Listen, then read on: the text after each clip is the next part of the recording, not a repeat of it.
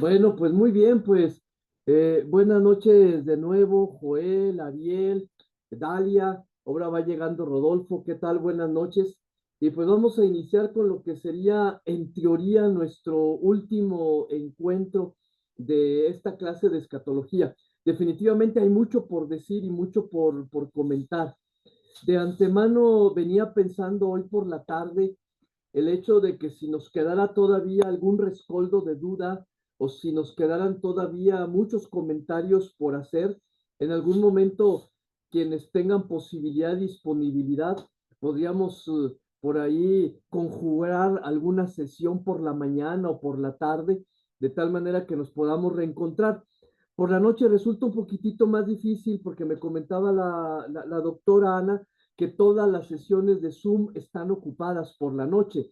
Y dado que la siguiente semana inicia nuevo módulo, pues prácticamente están asignadas a las materias que llevarán todos ustedes a lo largo del nuevo módulo a partir del próximo lunes.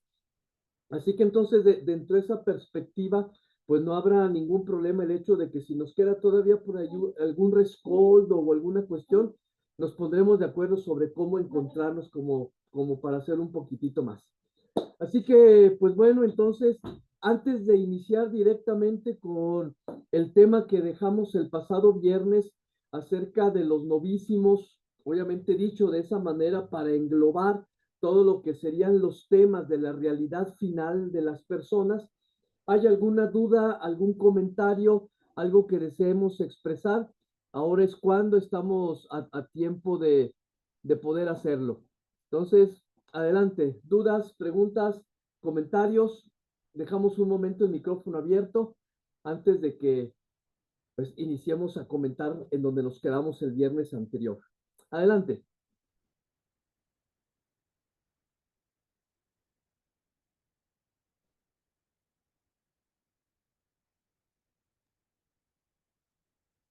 Bueno, en mi caso todo bien. Ok, muy bien, Joel, gracias. Ariel, Rodolfo, que son los que andan por ahí.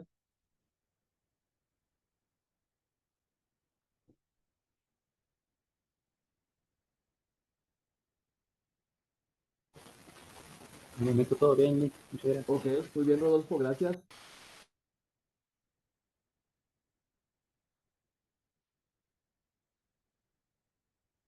Bueno, pues entonces vamos hacia adelante.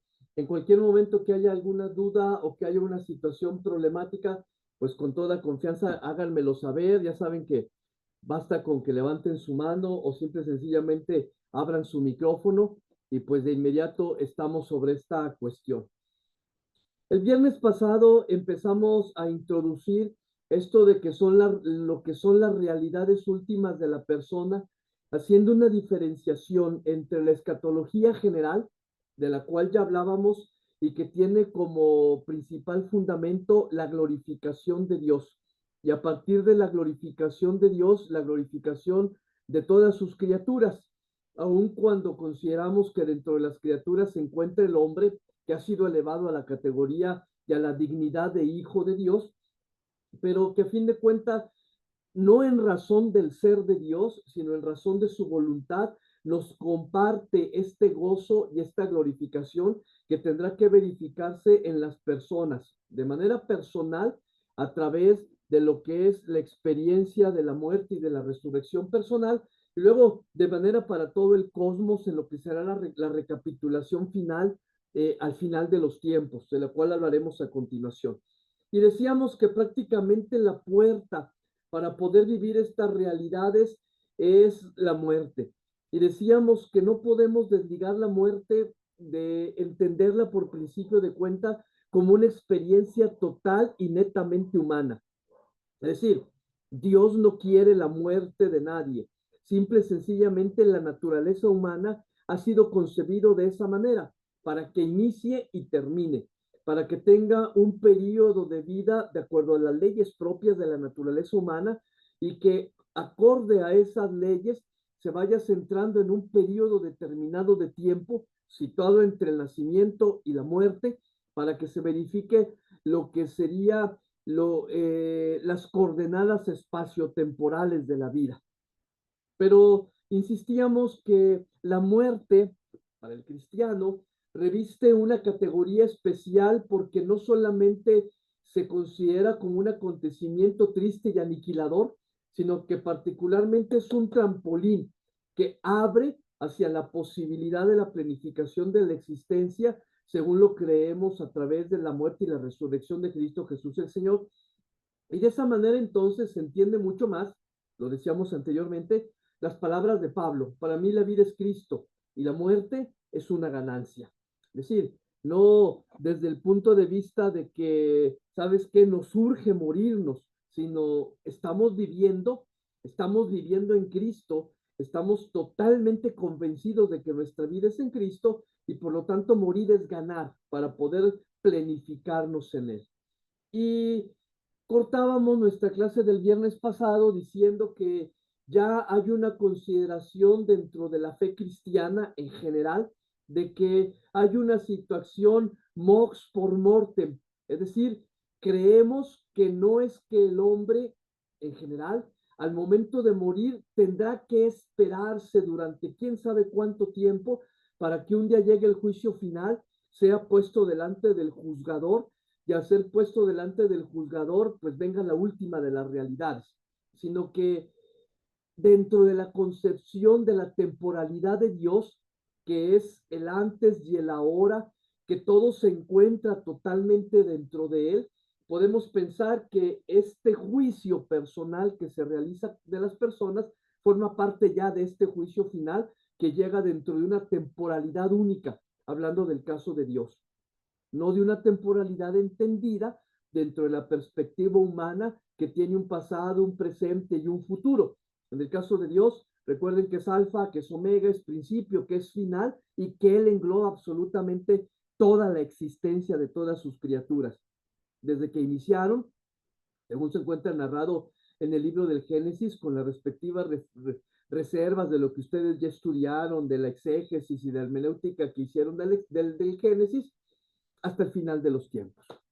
Y sobre esto, entonces, la parte que sigue inmediatamente, una vez que se ha verificado la muerte de una persona y que en este momento nos permitimos hablar de la muerte del cristiano, pues automáticamente viene entonces lo que sería el juicio particular. Creemos como cristianos que inmediatamente después de la muerte hay un juicio particular.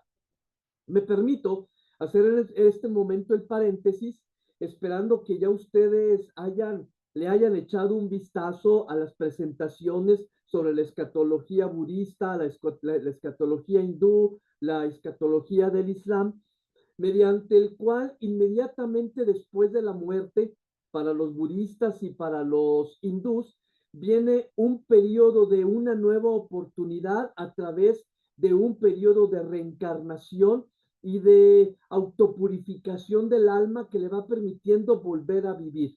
Claro, con sus respectivos asegúnes, porque no se habla de una reencarnación en general, sino que se habla necesariamente de una reencarnación de niveles, dependiendo de cuánta perfección se haya alcanzado en la vida anterior.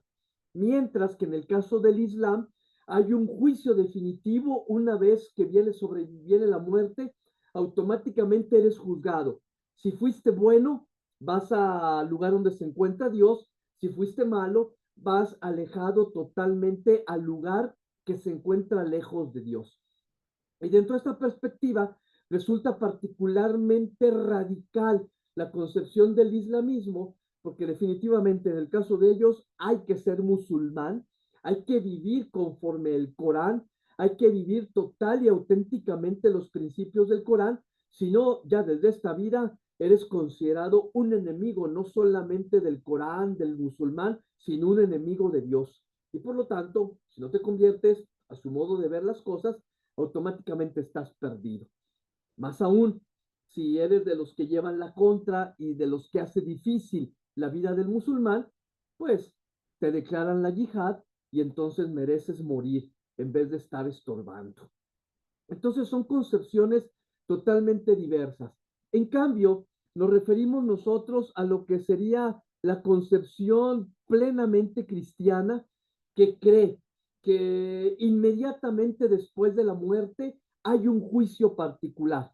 No hay que esperar la resurrección final, no hay que esperar el día del juicio final, sino que cada uno es puesto delante del juzgador en el momento después de morir. Y en ese momento después de morir, entonces viene el juicio. Desde ese punto de vista, y como ya lo decíamos antes, la muerte pone fin al hombre como tiempo abierto a la aceptación o al rechazo de la gracia divina manifestada en Cristo, así como lo manifiesta Pablo en la segunda carta a Timoteo. La vida, obviamente, como está presentada de esta manera, es el periodo abierto para que aceptes o rechaces la gracia manifestada en Cristo, con todo lo que esto implica. Obviamente, cuando hablamos de la gracia manifestada en Cristo, no nos referimos a una determinada confesión cristiana y a una determinada manera de ver las cosas, cuando en principio de cuentas a la acción del Espíritu Santo que se realiza por Cristo, que ha sido enviado por el Padre y que por lo tanto le hace decir al cristiano, sí, lo acepto, sí, creo y sí quiero vivir como tal. A diferencia de aquel que aún siendo cristiano, que aún habiendo sido introducido en la vida de gracia por medio del bautismo e iniciado en la vida de gracia del bautismo, en este camino escatológico que lo dirige a la vida que nunca se va a acabar, la propia libertad y el propio discernimiento hace posible que, que alguien que ha sido llamado a la vida cristiana pueda decir abiertamente, no quiero, no me interesa, no creo y no quiero vivir como tal. Por lo tanto, es ese periodo de la vida donde se manifiesta la aceptación o el rechazo. De ese punto de vista, entonces, el Nuevo Testamento habla del juicio principalmente en la perspectiva del encuentro final con Cristo en una segunda venida. Hay que decirlo así claramente. No hay una cita explícita en donde diga inmediatamente después de la muerte vas a ser juzgado. Dice, al final de los tiempos serás juzgado. Cuando el Hijo del Hombre venga de nuevo rodeado en su gloria, juzgará. Cuando el Rey sea puesto de nuevo en su trono, juzgará. Sin embargo, desde ese punto de vista, ya un poco más adelante, ya directamente en las cartas paulinas o en las cartas de Pedro, ya habla de una existencia, de una retribución inmediata después de la muerte, como consecuencia de las obras y de la fe. Por lo tanto, desde ese punto de vista, un poco resultan como imagen la parábola, por ejemplo, del rico Epulón y del pobre Lázaro, en donde el Señor Jesús, inmediatamente después de la muerte de Lázaro e inmediatamente después de la muerte del rico Epulón, los pone a uno disfrutando de la gloria de Dios y a otro disfrutando del castigo. Así, del castigo. No dice qué clase de castigo, solamente llega un momento cuando dice, permite que al menos Lázaro enjugue un poco mis labios para que pueda refrescarme. Y es cuando se le dice a Epulón, hay una grande distancia lo que separa a Lázaro de ti, porque en su vida tú tuviste bienes y él tuvo puros males, porque en su vida tú no aprovechaste y él en cambio solamente sufrió. Ahora cada quien está recibiendo lo que le corresponde. Y dentro de esa perspectiva también, a lo mejor las palabras mismas del Señor Jesús cuando se dirige al ladrón bueno, cuando él le dice, Señor, acuérdate de mí cuando estés en tu reino, y Jesús le responde, en verdad te digo que esta misma tarde estarás conmigo en mi reino. Desde ese punto de vista, entonces, sí hay textos que se refieren a este premio o a este castigo. Me permito llamarle todavía castigo. Más adelante lo ajustaremos más cuando hablemos directamente de esa parte, pero que se empiezan a referir ya de esta situación inmediata. Consecuencia, subrayamos esto, consecuencia de las obras y de la fe de cada uno de ellos.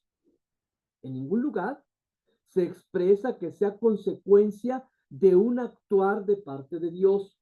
En ningún lugar se dice que es Dios quien los manda, que es Dios quien envía al cielo o envía al infierno.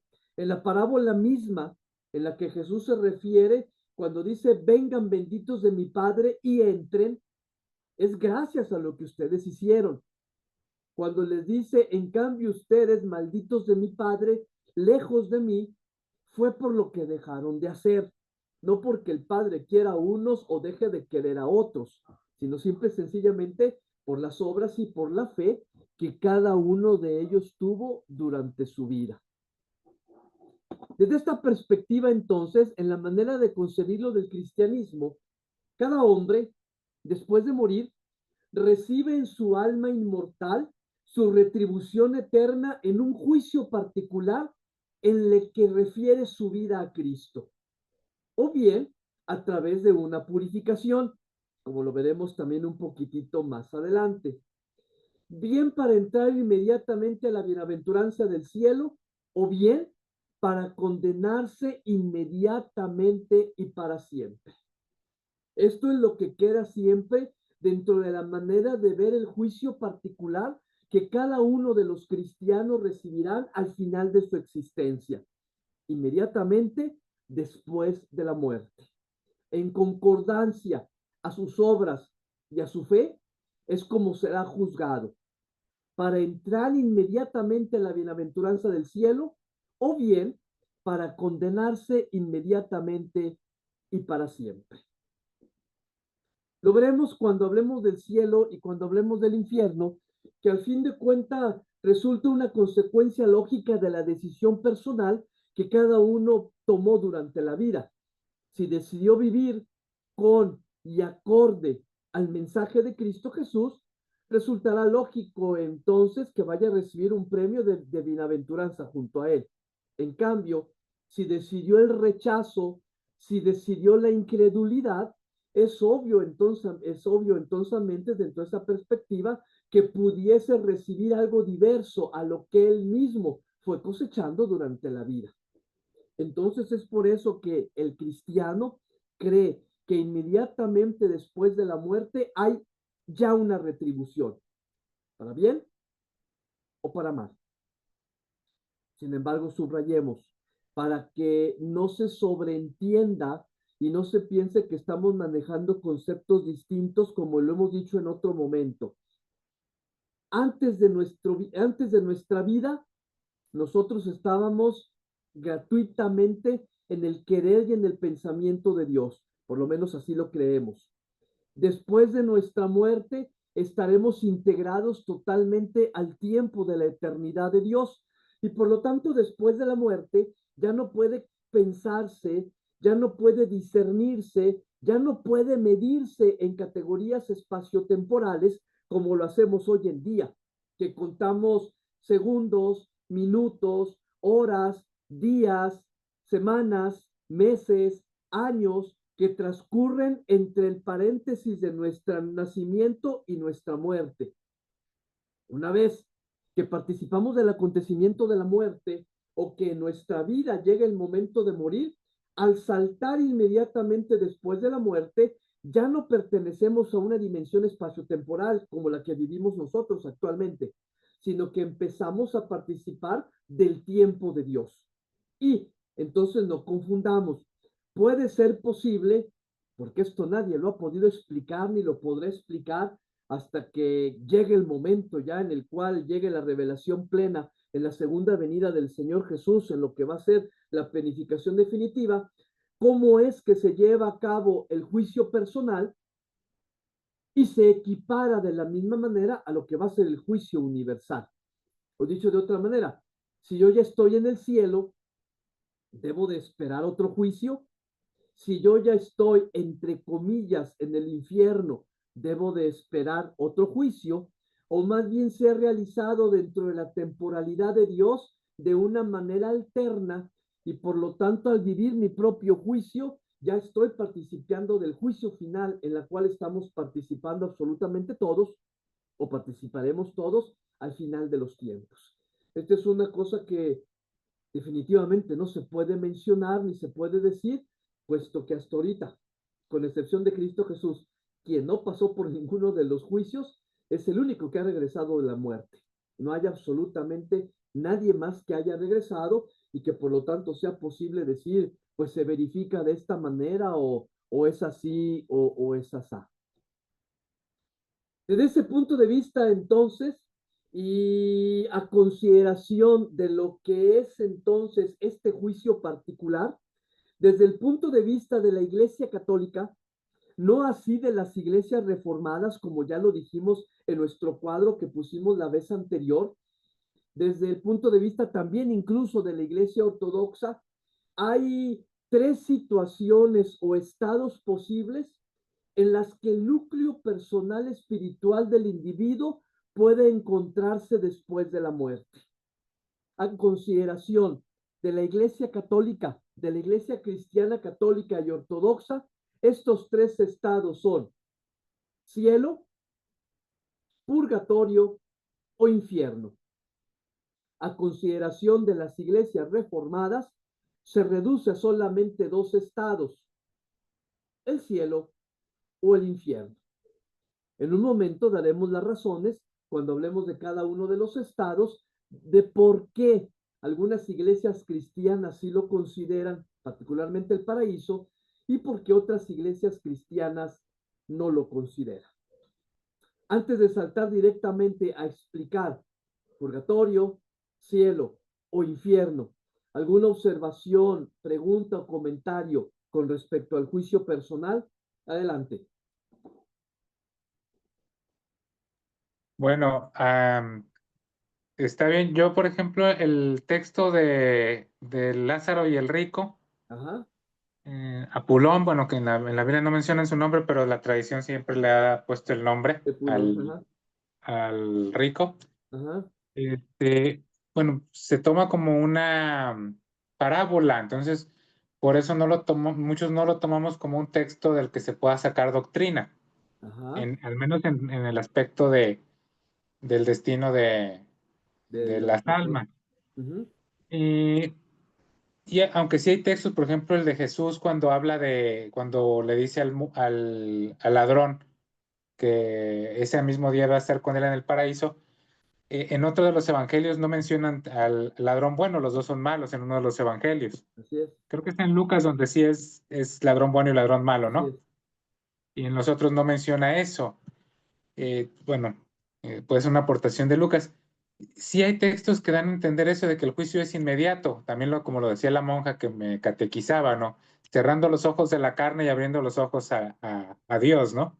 Ajá, Pero también hay, bueno, al menos esa es mi interpretación, y no mía, sino de algunos protestantes, de que los muertos duermen en el juicio de los justos y que se levantarán para su juicio personal hasta el día del juicio. Se dice, los muertos nada saben. ujú, Y que el levantamiento para el juicio personal es el mismo día del juicio universal. O sea, los ujú, muertos están en el sueño de los justos hasta el día que todos se levantarán para ser juzgados, ¿no? Pero bueno, yo no lo puedo dar como dice usted, como porque un hecho, nadie me ha contado de los que han regresado, porque no conozco a ninguno que haya regresado más que a así es. Jesús. Pero bueno, también está esa creencia dentro del protestantismo. No es generalizado en todo el protestantismo, sino en una parte, ¿no? De que los muertos nada saben y que se levantarán hasta el día del juicio. Ujú. Pero Sí, bueno, de hecho, Juan, y sobre eso una pequeña aportación.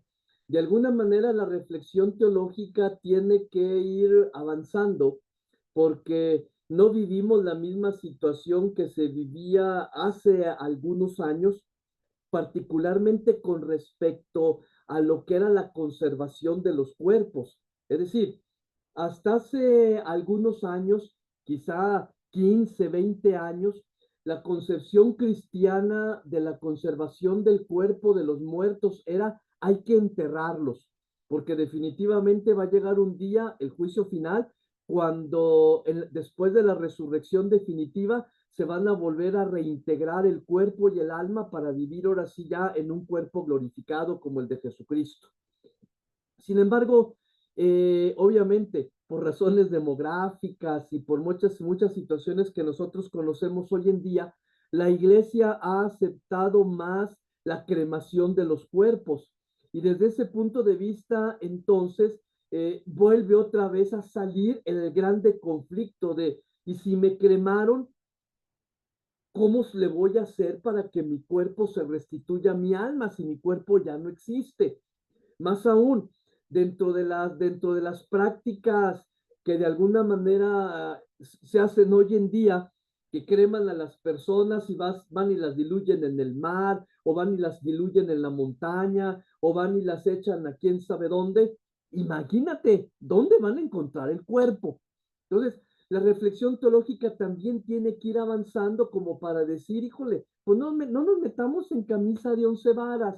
O sea, los muertos están muertos y obviamente ya dieron el paso definitivo hacia donde tenían que llegar.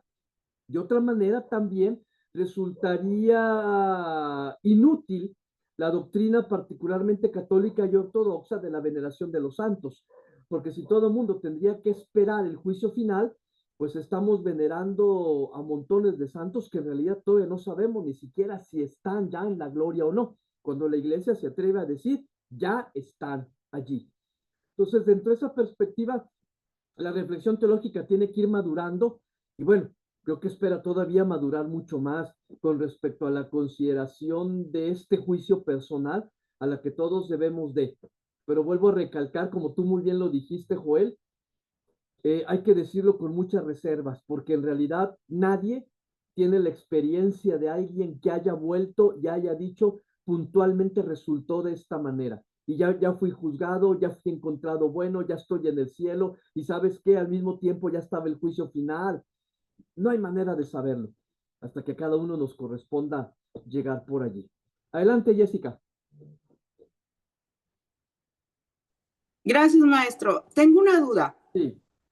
Ahorita reflexionando en lo que usted comentaba del ladrón bueno, vaya, donde Lucas nos dice que él le pide a Jesús que se acuerde de él, ¿verdad? Y Jesús le responde que en ese mismo día hoy va a estar con él en los cielos. Pero luego me hace reflexionar cuando, bueno, Jesús muere, ¿verdad? Es crucificado y muere. También Pedro nos dice que murió por sus pecados, fue muerto en carne, pero vivificado en el espíritu.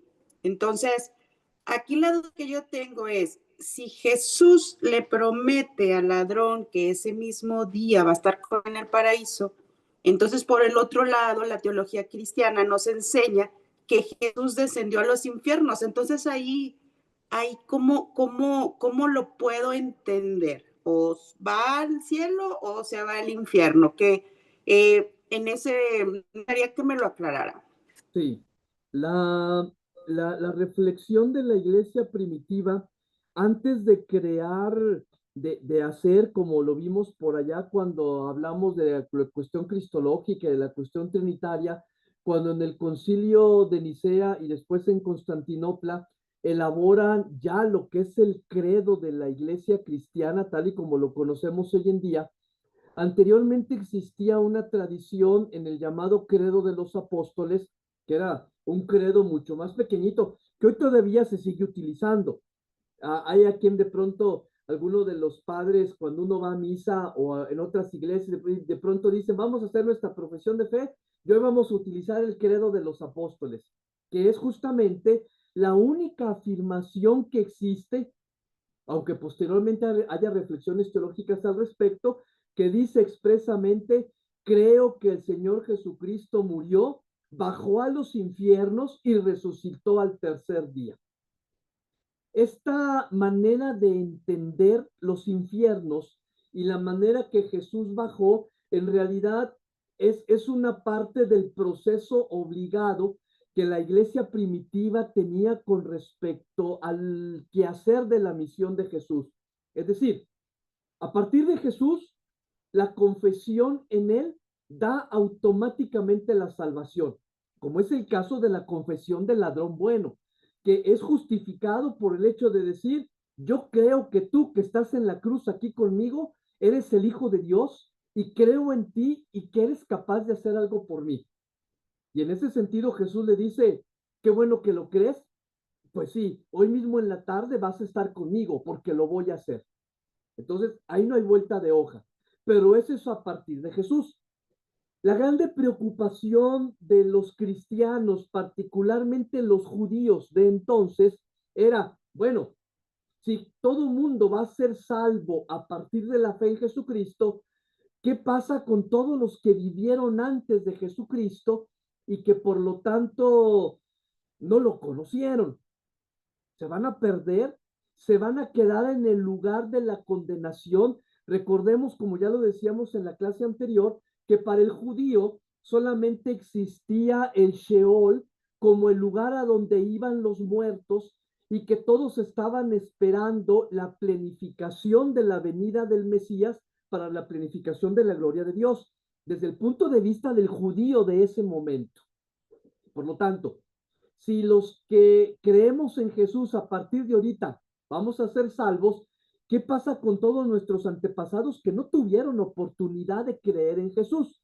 Entonces, la iglesia primitiva, a través de este credo de los apóstoles, elabora esta fórmula en donde dice, imagínalo tú así en forma de película.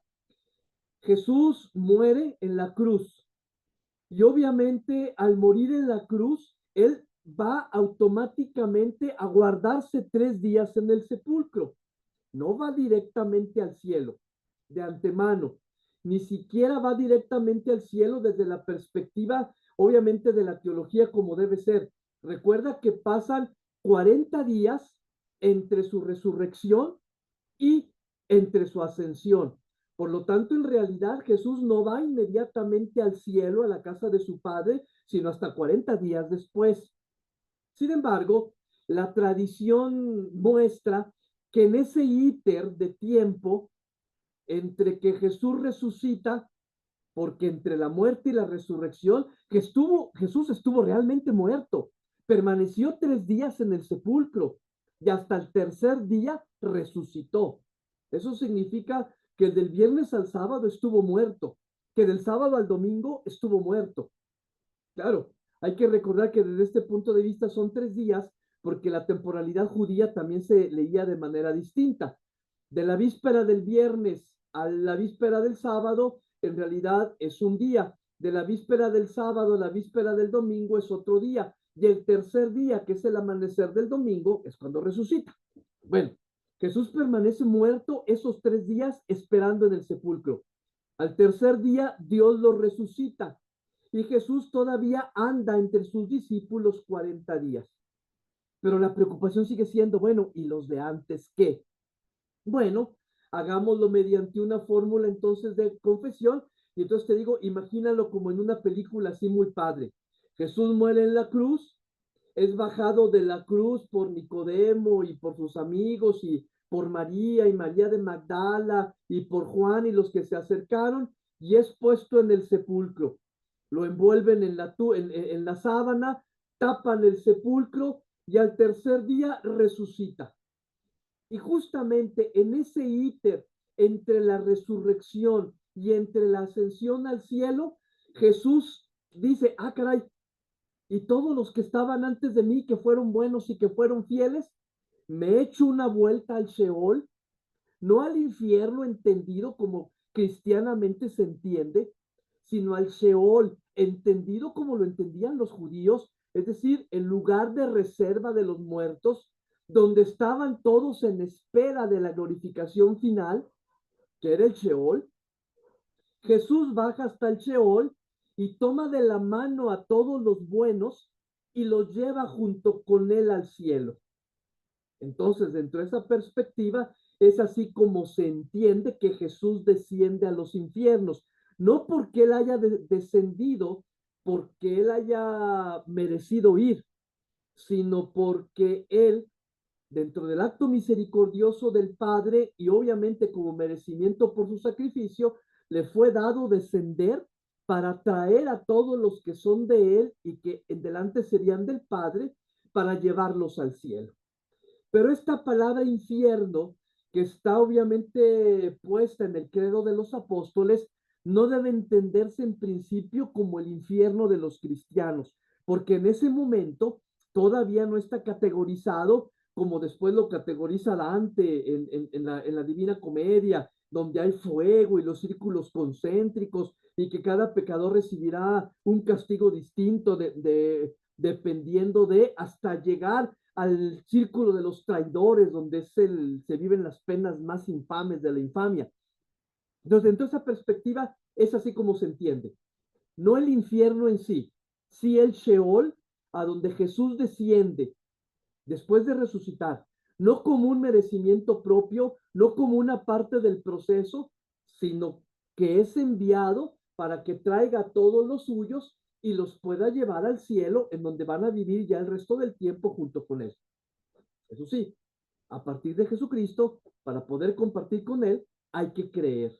No así los de antes, que hicieron mérito suficiente con ser buenos, con vivir de acuerdo a la ley, con vivir de acuerdo a los preceptos, con haber vivido una buena voluntad, por haber vivido una vida de rectitud, etcétera, etcétera, etcétera. Pero entonces sí, está consignado en el credo de los apóstoles y tiene que haber una reflexión teológica posterior respecto a esto. Pero sí hay que aclararlo. No es el infierno como tal, es el Sheol de los judíos, la reserva, el lugar donde están guardados los muertos, esperando, o donde ellos estaban esperando la revelación del Mesías y la planificación final, acorde a la creencia judía. Y obviamente desde allí baja por ellos y los lleva. Pero no es que él haya tenido que bajar per se, sino para atraer a los suyos. ¿Se entiende un poco más, Jessica? Pues un poquito más, porque sigo teniendo dudas, pero bueno, muchas no. gracias. Es bueno tener dudas, pero seguiremos aclarando conforme vayamos avanzando. Gracias, maestro. Bien, muy bien. Entonces, entremos directamente a lo que es esta triple consideración, como les decía, para aquellos de ustedes, obviamente, que no son católicos y que obviamente solamente dicen, solamente existen dos estados posibles, o el cielo o el infierno, me permito explicar el estado intermedio porque muchas veces se acercarán personas a ustedes sabiendo que son teólogos, sabiendo que son pastores y les cuestionarán. Y obviamente hay que saber responder y hay que tener los elementos suficientes para decir, pues bueno, en esta iglesia se considera por esto, en esta iglesia no lo consideramos por esto, pero desde ese punto de vista, como nos vamos a dar cuenta, no quita nada el que se crea o el que no se crea en este estado intermedio al que los católicos y los ortodoxos llamamos purgatorio. Entonces, hablemos primero que nada entonces de este estado al que se llama purgatorio. Y me permito entonces subrayarlo así. No voy a decir, hablemos de este lugar, porque a diferencia de lo que se nos enseñó desde el principio en el catecismo, el purgatorio no es un lugar, es un estado. ¿De qué manera? De nuevo, no lo podemos saber hasta que no hayamos pasado, porque en realidad la mayor parte de lo que tenemos son meras imágenes. Sí, ha habido videntes o ha habido quienes se le han aparecido otros y que dicen que es así, pero habrá que vivirlo de tal manera que hay que recordar siempre que la iglesia tiene que catequizar.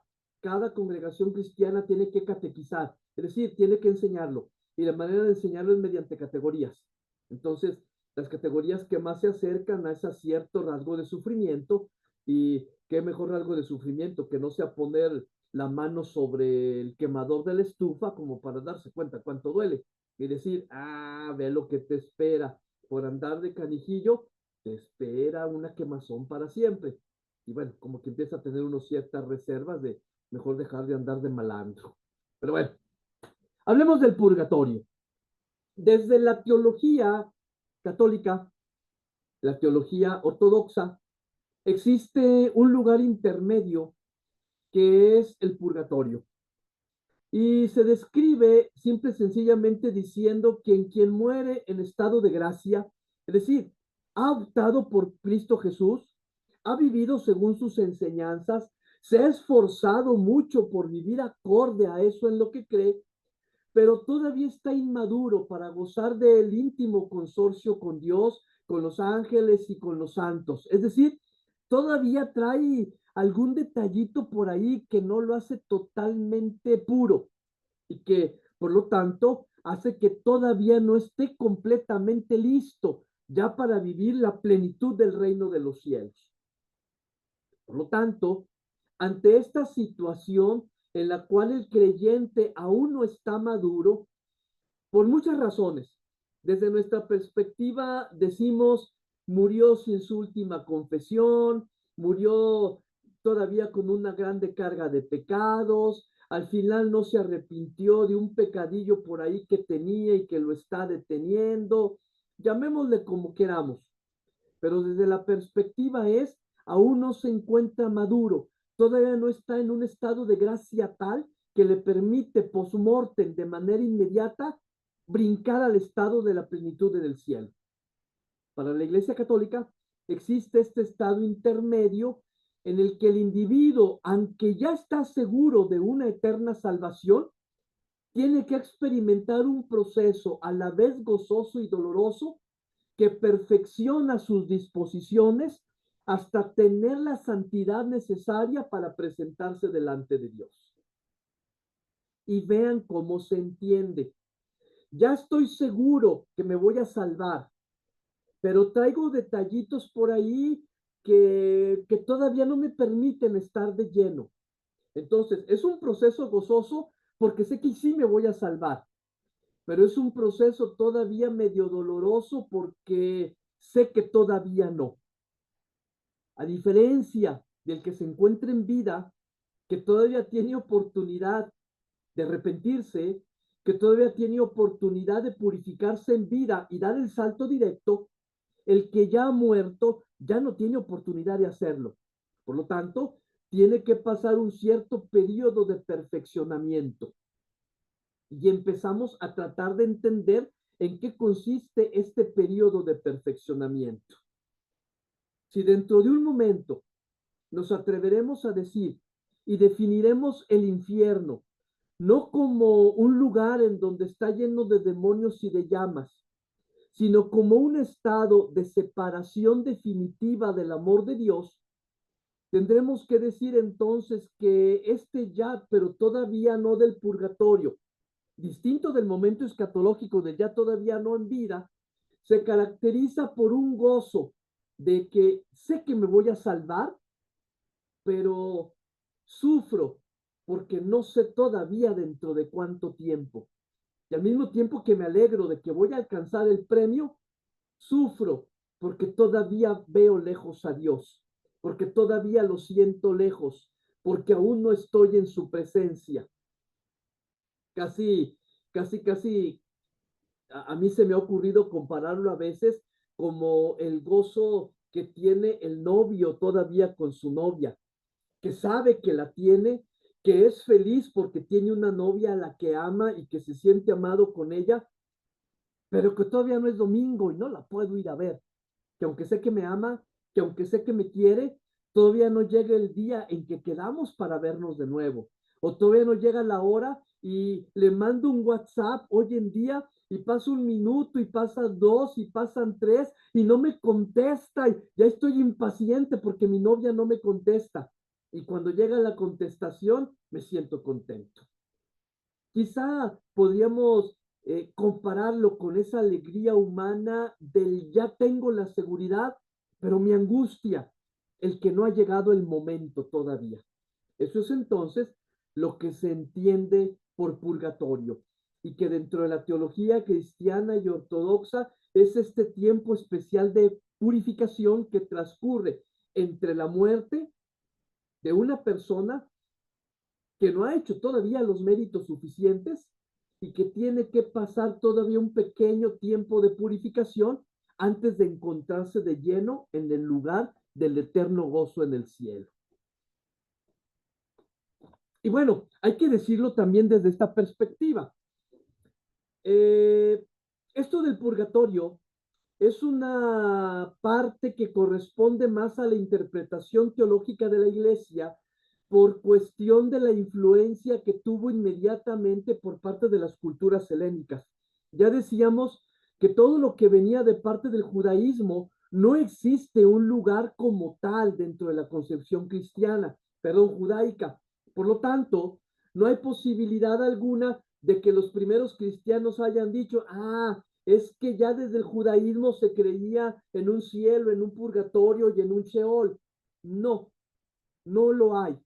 Sin embargo, las iglesias primitivas más numerosas crecieron en torno a ambientes helénicos y en medio del helenismo sí existe una consideración a la que se le puede considerar como purgatorio dentro de la manera de entender el destino de los muertos antes de participar directamente con sus dioses. De allí viene. Y luego, lo veremos en un momento, cuál es la razón por la cual las teologías protestantes no lo reconocen. Pero a partir del encuentro del cristianismo con las comunidades helénicas es que se empieza a hacer esta reflexión en torno al purgatorio. Los griegos creen en un limbo, que es un purgatorio, no tampoco en el limbo, que es una idea que teológicamente no existe desarrollada dentro del cristianismo, en donde se dice que es a donde van todos los niños que no han sido bautizados. No, no existe esa catalogación como tal. Es una manera de cómo se ha venido haciendo muchas conjeturas a lo largo de lo que ha sido la religiosidad popular, como muchas cosas que vienen y de las cuales hemos platicado con anterioridad. Clemente de Alejandría, que es obviamente el primero que empieza a hacer la interpretación del purgatorio, influenciado por los filósofos griegos, afirmó que los muertos pueden ser limpiados de sus pecados mediante un fuego purificador. Esta es la manera como lo presenta Clemente de Alejandría. Sin embargo, no va a ser sino hasta el año 590 cuando Gregorio Magno, en su libro Historia de las Doctrinas Cristianas, enfatizó que la doctrina del purgatorio era de carácter indiscutible. Vean la diferencia.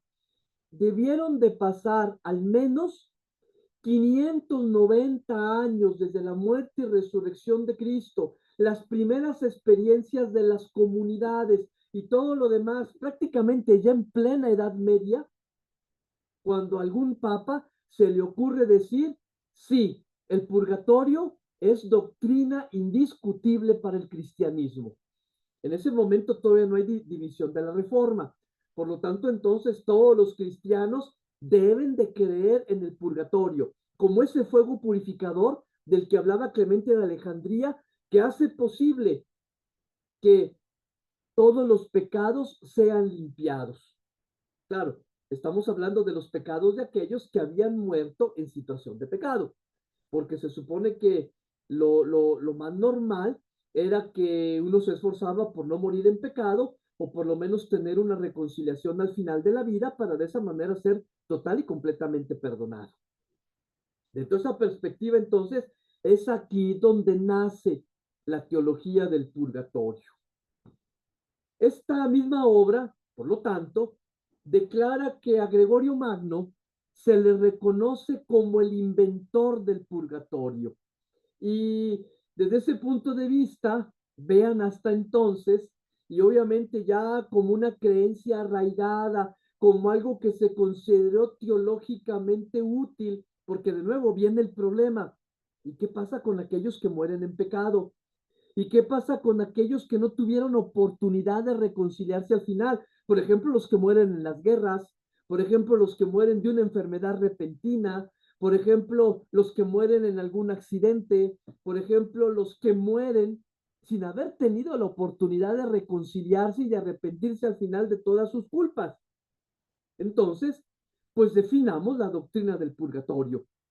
La creencia de la iglesia, hablando particularmente de la iglesia católica y de la iglesia ortodoxa, es que la reflexión teológica y la experiencia va dando también posibilidades de discernimiento que van sacando nuevas posturas teológicas que se van considerando como obligatorias. Es decir, no necesariamente dogmas de fe, Espero que ya en en otro foro hayan ustedes platicado con alguno de sus maestros en qué consisten los dogmas de fe, que dicho sea de paso, son poquísimos los dogmas de fe que hay dentro de la Iglesia Católica y dentro de otras iglesias, pero sí verdades de fe que son aceptadas para la ventaja del creyente. Y en este caso es el modo como la Iglesia Católica define la doctrina oficial del purgatorio hasta los concilios de León en el año de 1274 y el concilio de Florencia en el año de 1439. Y después lo reafirma el concilio de Trento hasta el año 1547.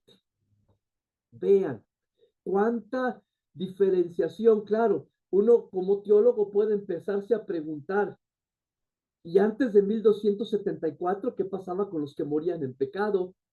Allí estaban esperando que alguien definiera qué era el purgatorio para que los purificaran, o pasaron, o no pasaron. La iglesia intenta ser maestra, y al intentar ser maestra, obviamente define este estado como una oportunidad para todos aquellos que habiendo muerto sin posibilidad de arrepentimiento, puedan realmente tener un tiempo de purificación.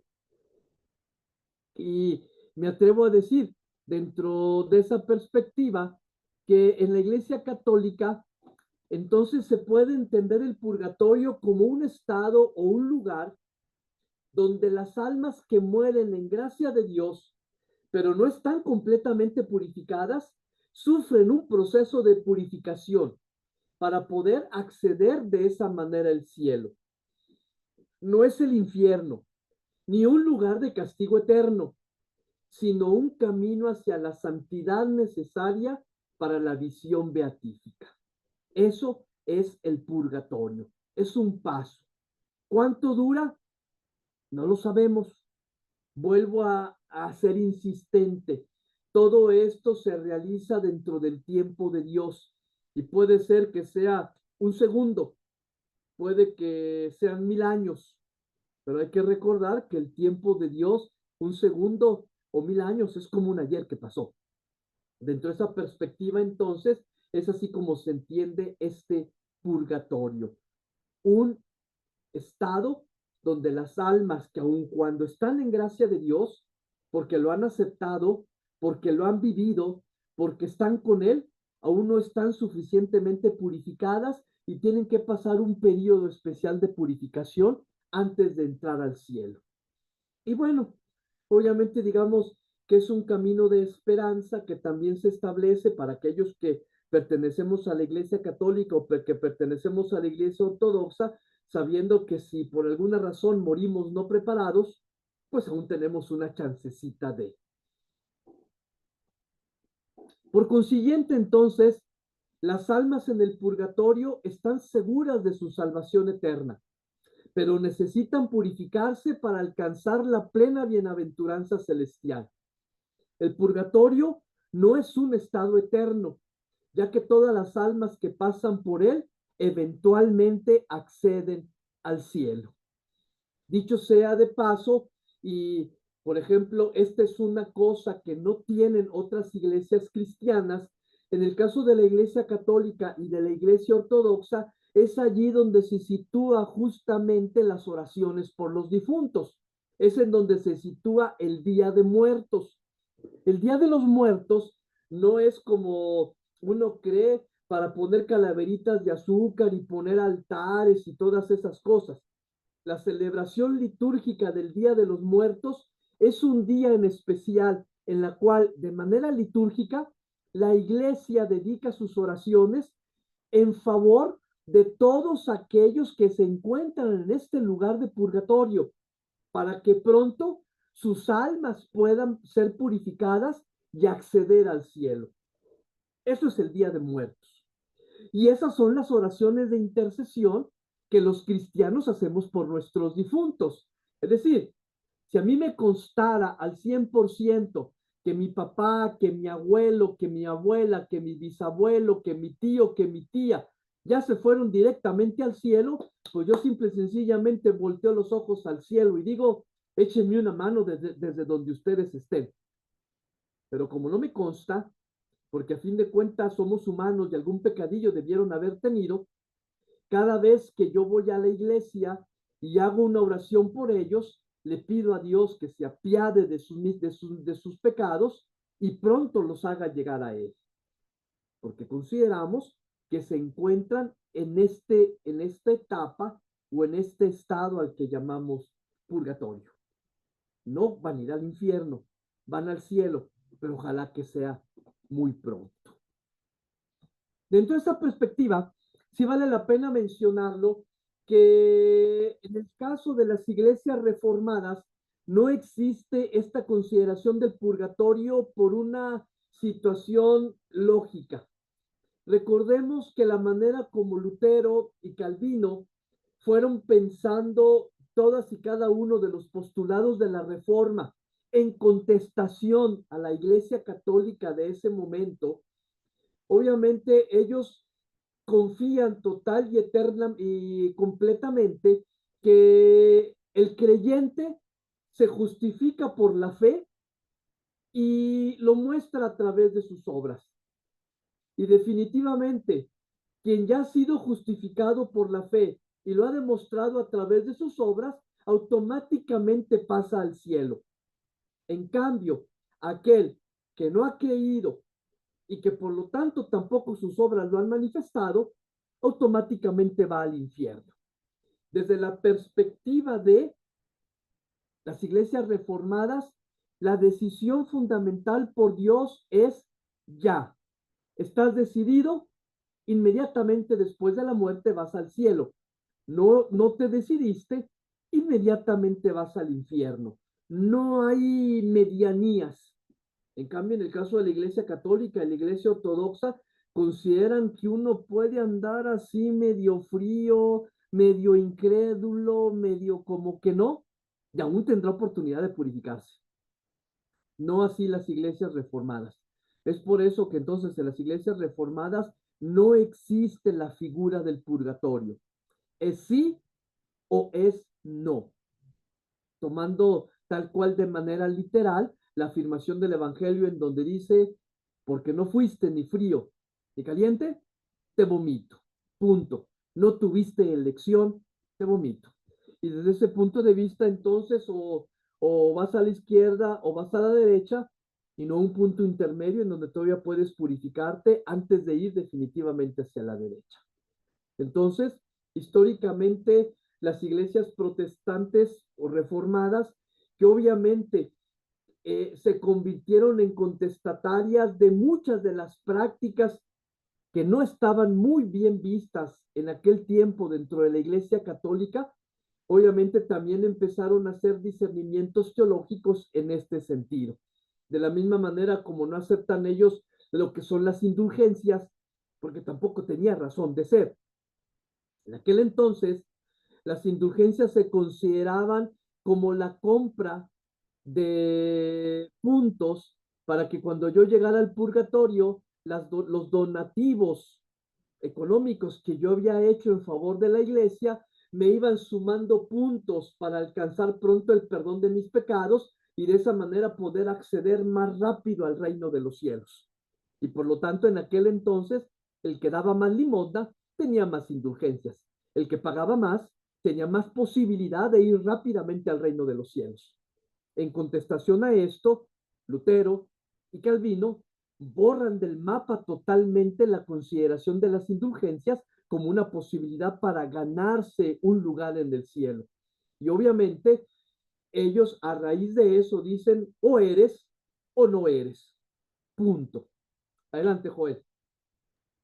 Sí, también por lo del purgatorio, es porque el sacrificio de Jesucristo es suficiente y bastante para cubrir todos nuestros pecados. O sea, la idea es que el sacrificio de Jesús es suficiente y bastante y yo no necesito hacer, o sea, yo no puedo hacer nada para abonar a mi salvación. Si Cristo pagara el 99% de mi salvación y a mí me tocara pagar el 1%, estaría condenado. porque no ya alcanza a necesitas. pagar ese 1%, ¿verdad? Él paga el 100%. Por eso es que también no tenemos esa creencia en el purgatorio, de que quede algo pendiente. No queda nada pendiente porque él paga el total, desde la teología protestante, ¿verdad? Exacto. Y en cuanto a las indulgencias, en las 95 tesis Lutero lo dice. Dice, el Papa tiene la facultad para, para orar por los que están en el purgatorio, inmediatamente salen. Entonces lo que decía Lutero es, ¿por qué no lo hace por amor en lugar de hacerlo por dinero? Pero bueno, en aquel tiempo el Papa quería construir estaba construyendo San Pedro, ¿no? Bueno, no me acuerdo cuál Exactamente. capilla era la que estaba construyendo León X, ¿no? Y Así es. necesitaba mucho dinero, entonces pues no era rentable hacerlo por amor, sino más bien hacerlo por dinero, ¿no? Y las Esa era la... cruzadas y todo lo que implicaba. Ajá. Pero bueno, entonces eran esos dos comentarios, ¿no? De que sobre todo lo del purgatorio, ¿no? De Claro. que, como usted dice, lógicamente no lo sostiene en la teología protestante porque decimos, si ya pagó Cristo por mí y ¿Para Él es qué? el que puede pagar suficiente y bastantemente por mis pecados, a mí ya no me toca nada. Y lo vemos también con la imagen de la oveja. Ujú. Esto es real, porque lo han platicado pastores.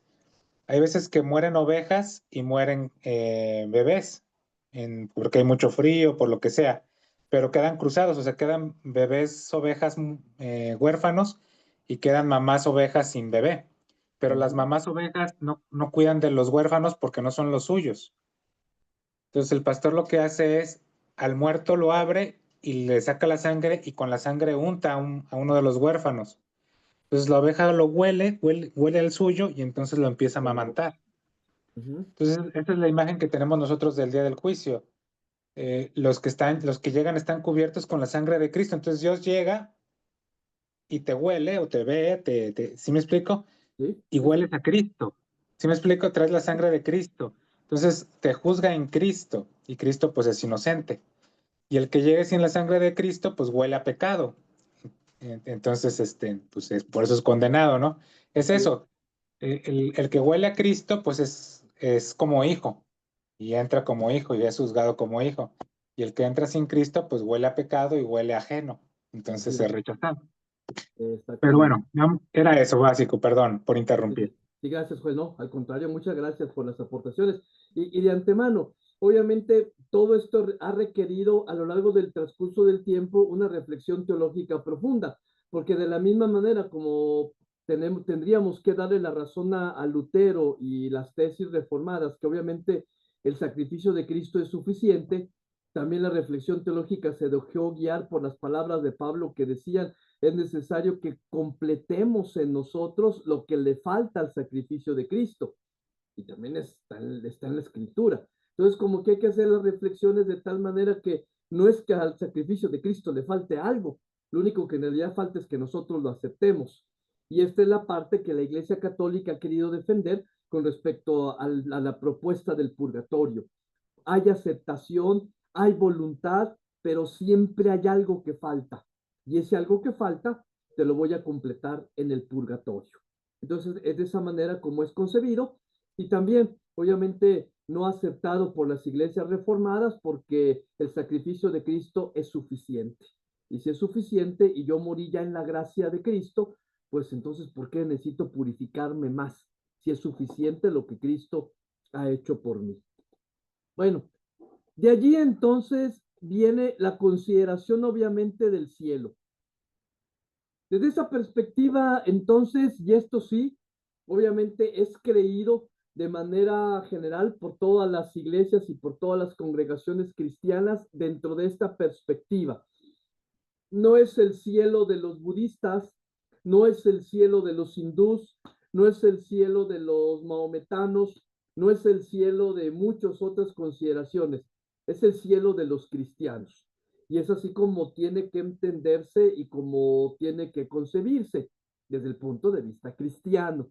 Obviamente, las otras religiones y otras maneras de pensarlo lo concebirán de una manera distinta. Y vuelvo a subrayar, hasta que no llegue el final y comulguemos todos en donde mismo, pues realmente se hará la revelación completa. Pero mientras, hablemos del cielo cristiano, desde el punto de vista de la teología cristiana. Quien muere como amigo de Dios y está perfectamente purificado, tanto inmediatamente después de la muerte como después del periodo de purificación en el purgatorio, es admitido a la presencia de la Trinidad para vivir eternamente con ella la comunión de conocimiento, de amor y de vida. Es entendido así: comunión con la Trinidad de conocimiento, de amor y de vida. Es decir, conoceremos todo tal y como conoce el Padre y el Hijo y el Espíritu. Amaremos todo como ama el Padre, el Hijo y el Espíritu, y viviremos en plenitud con la vida misma del Padre que procede de Cristo a través del Espíritu. En este sentido, esta expresión tradicional utilizada en la iglesia, llegar al cielo, que es como se entiende, no se refiere a un desplazamiento hacia arriba. Ya decíamos anteriormente por la pregunta de la señora Benita que entendemos el cielo como una categoría que se ha utilizado tradicionalmente en casi todas las culturas, por decir que el cielo es el lugar donde está lo justo, lo puro, lo eterno, lo inmutable, etcétera, etcétera. Es una figura. Y no se refiere, por lo tanto, a que vayamos a ir todos hacia arriba, como después diría Yuri Gagarin cuando subió por primera vez como el primer cosmonauta que sube al cielo y dice, pues aquí ando en el cielo y no me encontré con Dios, sino que más bien significa para la criatura libre alcanzar el fin último para el que fue hecha por Dios. Es decir, vivir para siempre en estrecha unión con la Trinidad y los justos, lo que implica para nosotros como hombres de fe la realización de las aspiraciones más profundas en un estado permanente y sublime de dicha. Eso es el cielo, es estar completamente en comunión con Dios. Y al entender esta categoría de cielo, no como un lugar, no como un desplazarse hacia arriba, sino como entrar en comunión completa con Dios, nos ayudará a entender después la categoría del infierno como un alejamiento permanente de parte de Dios. Como ya está dicho en distintos textos en la Escritura, vivir en el cielo es estar con Cristo. Los elegidos, por lo tanto, viven en Él. Aún más, tienen allí, o mejor, encuentran allí su verdadera identidad, su propio nombre. Es decir, todos aquellos que son llamados y que son parte de Él. En este estado en el cual se encuentran en comunión plena de conocimiento, de amor y de vida con la Trinidad. Hemos entendido ya anteriormente a través de los diversos tratados que hemos visto que por su muerte y por su resurrección Jesucristo nos ha abierto el cielo. Es decir, ya lo ganó para todos. Su sacrificio ha sido total y completamente reparador y ha conseguido de parte del Padre el perdón de las culpas de todos antes de Él y de todos después de Él. Es decir, ya no hay nada que hacer. Por Cristo, todos lo merecemos, ya ha quedado abierto. La vida de los bienaventurados, por lo tanto, consiste en la plena posesión de los frutos de la redención realizada por Cristo, quien asocia su glorificación celestial a aquellos que han creído en Él y que han permanecido fieles a su voluntad. Ojo con esto. Estos bienaventurados, estos que estarán un día en el cielo o que ya están participando de esta gloria, fue porque en vida creyeron en Él y permanecieron fieles a su voluntad. ¿Cuál es el querer de Dios? Que se participe de la vida misma de Dios. Resulta interesante el que después habrá que hacer un discernimiento sobre lo que es la voluntad de Dios, porque muchas veces nosotros nos equivocamos y decimos, es que se murió mi abuelito, pues era la voluntad de Dios. Es que se accidentó, es que era la voluntad de Dios. Es que está muy enfermo, tiene cáncer, acepta la voluntad de Dios. Es que me pasó tal cosa, es la voluntad de Dios. No, Dios no quiere el mal para sus hijos. Dios quiere que todos y cada uno de nosotros nos conduzcamos a la vida plena. Esa es su voluntad. Las distintas situaciones y las distintas circunstancias que se viven durante la vida humana son propias de la vida humana. Y hay que reinterpretarlas, como decía Pablo. Bien sabemos que todo lo que pasa es para el bien de aquellos que aman a Dios. Y por lo tanto, la muerte de mi abuelito la reinterpreto y la veo como la posibilidad que él tuvo de ya participar y el cómo también nosotros podemos reflexionar que pronto llegaremos. El accidente, la muerte de alguien de manera lamentable, la enfermedad, como muy bien lo dice Pablo, es la posibilidad de asociarnos a los sufrimientos de Cristo. No porque esos sufrimientos nos vayan a hacer ganar más o a desmerecer menos, sino por el hecho mismo de que esos sufrimientos nos hacen todavía más amorosos y nos acercan todavía mucho más a esa condición de la muerte de Cristo para poder participar mejor de su gloria. Pero son ocasiones humanas que hay que convertir, son ocasiones humanas que hay que padecer desde el punto de vista de la fe, de la gracia del cristiano y que proviene de Cristo. Por eso el cielo es la comunidad bienaventurada de todos los que están perfectamente incorporados a Él. Y definitivamente que durante toda su vida tuvieron esa práctica y ese ensayo de vivir junto con Él. Y aquí se va a entender el infierno como autoexclusión y no como un castigo que viene de parte de Dios. Si el cielo no es un premio, sino una aceptación ya desde la propia vida del proyecto salvífico de Dios, que es participar un día de su vida que nunca se acaba y que se puede participar ya desde ahora viviendo como tal, aquellos que no lo aceptan, ya desde esta vida están renunciando a la vida de plenitud, pero como algo que ellos mismos están queriendo. Pero de ello hablaremos dentro de un momento. Este misterio de comunión bienaventurada con Dios y con todos los que están en Cristo, obviamente sobrepasa toda comprensión y toda representación. Lo que podemos decir quizá no llega ni a la milésima parte de lo que verdaderamente pudiese ser este estado de comunión con Dios, fruto de nuestra aceptación incondicional por Cristo y de vivir conforme a sus obras.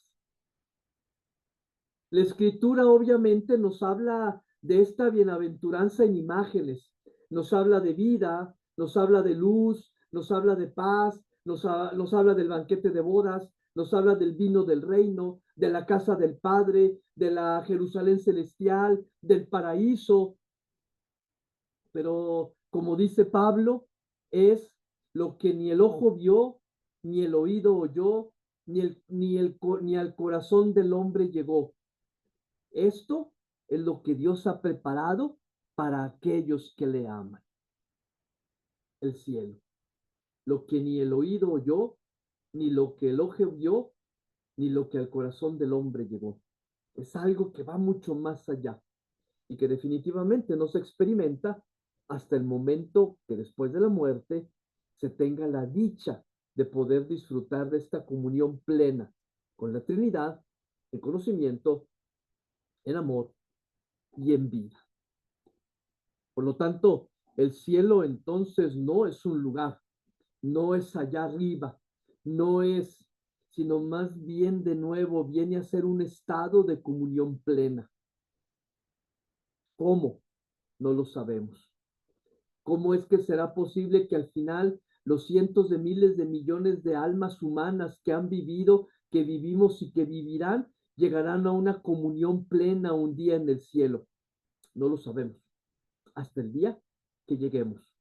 Porque aun cuando desde aquí la verdad nos hace libres, solamente hasta el momento en que seamos juzgados y encontrados adecuados y listos, podremos conocer en qué consiste la eterna bienaventuranza, junto con aquellos que han caminado a nosotros y que a fin de cuentas han sido salvados por la sangre de Cristo. ¿Dudas, preguntas, comentarios? Adelante.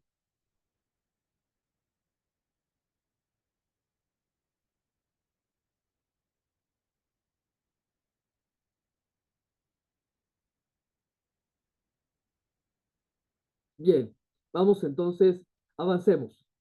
En contraposición a ello, y decíamos, desde el punto de vista de algunas iglesias cristianas, hay tres estados a los cuales se puede participar.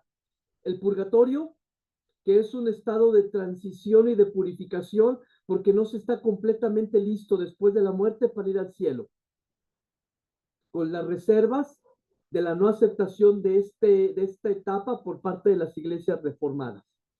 Y que definitivamente también desde mi opinión personal, pues si Cristo ya nos ganó todo, no le entiendo mucho, no le encuentro mucho sentido al purgatorio. Pero bueno, puede ser también una nueva oportunidad, así como me gustó cómo lo expresó Joel hace 2 clases cuando decía, es que yo pienso que los últimos tiempos no han llegado porque Dios quiere todavía en su misericordia dar suficiente tiempo para que nos arrepintamos. Es probable. Bueno, y por lo tanto, entonces el purgatorio podría ser válido y podría ser, desde ese punto de vista, admisible. 2, el cielo, el lugar de la eterna bienaventuranza, en donde ya, desde la creencia total cristiana, inmediatamente post-mortem, podemos acceder a él siempre y cuando nuestro estado de perfeccionamiento haya sido tal que podemos acceder de forma inmediata a la comunión de amor, de conocimiento y de vida con la Trinidad. No en un lugar, no subir al cielo, sino en un estado de total y completa comunión con Dios, con el Padre, con el Hijo y con el Espíritu. Pero también hay una tercera posibilidad, y es la que también desde siempre la iglesia, las iglesias cristianas han llamado el infierno. Quien muere en estado de pecado acaba, por la fuerza de su propia decisión, en el estado de eterna separación de Dios y de las criaturas santas. Y esto es lo que nos da pie para empezar a entender el infierno. Primero que nada, estado de pecado. Hemos visto en muchas ocasiones en diversos foros y a través del estudio en las diversas asignaturas que han ustedes tenido hasta ahora, que según lo dice el Señor Jesús, a todos les podrán ser perdonados todos los pecados, con excepción del pecado contra el Espíritu. Y hemos dicho en reiteradas ocasiones que ningún pecado es grave, todos pueden ser perdonados en vida, en el purgatorio o inmediatamente antes de entrar con Dios en el juicio personal o en el juicio final, a excepción del pecado contra el Espíritu. Ya este pecado se refiere justamente cuando decimos que quien muere en estado de pecado, es decir, aquel que afirma que Dios es incapaz de hacer algo por él, que Dios es incapaz de hacerlo vivir a plenitud, que Dios ha sido incapaz de que en Cristo se realizara la salvación de todas las personas, que Dios es incapaz de realizar en él mismo su propia salvación. Claro, dentro de esta perspectiva no hay vuelta de hoja. Dios realiza la salvación para todos, pero es aceptación personal. Por lo tanto, damos el segundo paso. Por la fuerza de su decisión personal, por propia decisión, se decide no aceptar a Cristo, no aceptar su mensaje y por ende no vivir como tal. Ojo, no aceptarlo, no aceptar el mensaje y no vivir como tal. Son tres características. No solamente es creer, es también vivir. Y por lo tanto entenderemos, como ojalá ya vayan entendiendo ustedes ahora que leyeron esta carta de Dominus Jesum, cuando nos damos cuenta que hay quien está totalmente imposibilitado para creer porque nunca se le ha anunciado, quien está imposibilitado para creer porque ha nacido en una familia en donde tiene que aprender la religión como se la han enseñado sus padres y sus abuelos y todos sus antepasados. Mas, sin embargo, en ninguna de esas religiones están imposibilitados para vivir de acuerdo al mensaje, es decir, según la ley del amor. Por lo tanto, quien está destinado al infierno es aquel que no ha aceptado a Cristo, que no ha aceptado su mensaje y que no ha vivido como tal. Hay que cumplir necesariamente con las tres características o con las tres condiciones. Quien no hace esto, muere en pecado, por decisión personal, y por lo tanto, enfrenta un estado de separación eterna de Dios y de todas sus criaturas santas. Aclaremos. El término infierno tradicional, que siempre se ha utilizado en nuestras iglesias, se refiere a este estado trágico en el que puede desembocar la libre elección de una criatura que se cierra al amor. ¿Cuántas personas ha conocido la humanidad que se cierran al amor? No lo sabemos. De antemano, es necesario hablar del infierno porque entonces no podríamos hablar de la salvación. Porque entonces sería ilógico una historia de la salvación. ¿Para qué nos tendría que salvar Dios? ¿Para qué tendría que ofrecernos la muerte de Cristo? Si a fin de cuentas no iba a existir algo terrífico como es la figura del infierno y por lo tanto la posibilidad de caer un día en él. Tal pérdida de Dios, único manantial de vida y de alegría para el hombre, conlleva una vida caracterizada para siempre por la frustración y la vaciedad. No les invito a que se imaginen a nadie, porque no sabemos si alguien esté allí. Tal vez sí, tal vez no. Hasta ahorita la iglesia, ninguna de las iglesias cristianas se ha atrevido a afirmar con total vehemencia que tal o cual persona están en el infierno. Lo supone por su falta de amor, lo supone por su falta de fe, lo supone que por su propia decisión renunciaron al amor de Dios y a su bienaventuranza. Pero una cosa es suponerlo y otra cosa es afirmarlo. Y que quien por alguna razón personal haya tomado esta decisión, en realidad encontrarse en este estado de separación total y definitiva de Dios conlleva para él frustración y vaciedad. El no poder alcanzar, el no poder estar, el simple y sencillamente ver la realidad de la bienaventuranza de Dios sin poder participar en ella. O, como lo afirmaremos un poquitito más adelante, sin poder acceder nunca más a una vida de plenitud y que nunca más se va a volver a acabar. La enseñanza cristiana afirma la existencia del infierno y su eternidad. Obviamente, no como lo hemos entendido siempre, como un lugar de llamas, como la Gehenna, que era el basurero allá en los poblados judíos, en donde siempre estaba ardiendo porque siempre tiene que estar la basura quemándose. Hoy en día ya no se usa eso. Hoy en día tenemos rellenos sanitarios, ya no se quema la basura. Pero bueno, dentro de esa perspectiva, en aquel tiempo, la mejor figura que encontró Jesús para hablar acerca del infierno era justamente la Gehenna. Ya no el Sheol como el lugar del descanso de los muertos, sino como el lugar de frustración a donde iban a ir todos aquellos que no lo aceptaban, y que era la Gehenna, comparado obviamente con ese lugar que era la Gehenna de los judíos, que era el basurero en donde se quemaba todo lo podrido y que siempre estaba en llamas eternas. Claro, a fin de cuentas, las llamas no fueron eternas porque hoy en día ya no existen las guenas ni los basureros que están encendidos todo el tiempo. Pero era la figura de entonces. Las almas de los que mueren en estado de pecado mortal, y este pecado mortal es la negación del espíritu, descienden a los infiernos inmediatamente después de la muerte y allí sufren las penas del infierno, o lo que muchas veces se ha llamado el fuego eterno.